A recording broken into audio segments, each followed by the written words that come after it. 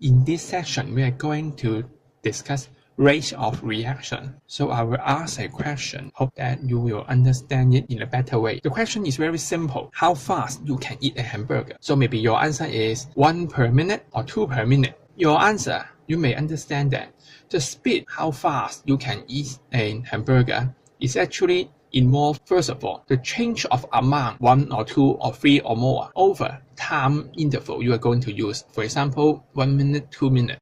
Now, the reaction rate is also defined in the similar way.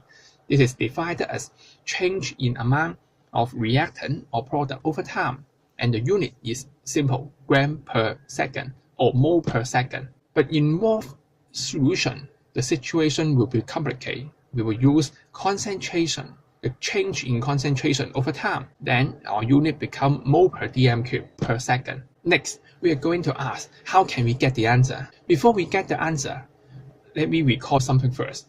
Here shows a straight line in an xy coordinate. You are going to learn the slope equals to change of y over change of x. This is the tangent, or you may say this is the slope. Now, we set this green equation aside and refer to our equation again. The rate equals to change of concentration over time.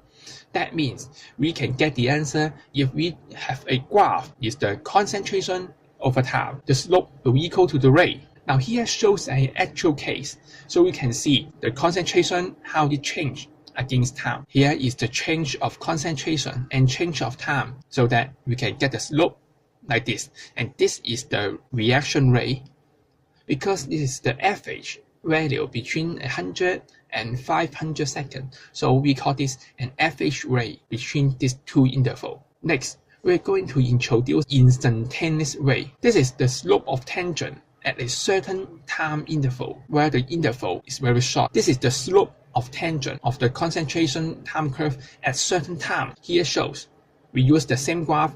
This time we want to measure the instantaneous rate at exactly 300 seconds. And so we draw a tangent of the curve and we find the slope of the tangent, just like what you have done before. So we get the slope of the tangent, and this is the instantaneous rate at exactly time equals to 300 seconds. The final reaction rate we're going to learn is the initial rate.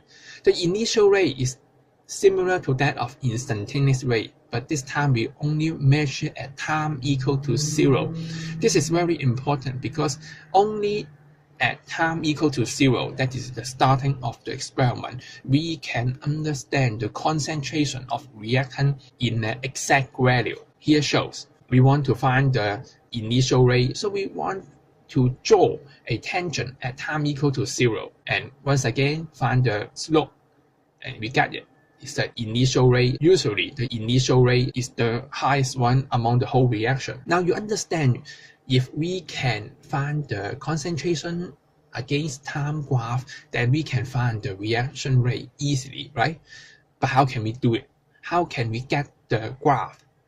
This involves how can we follow the progress of the experiment.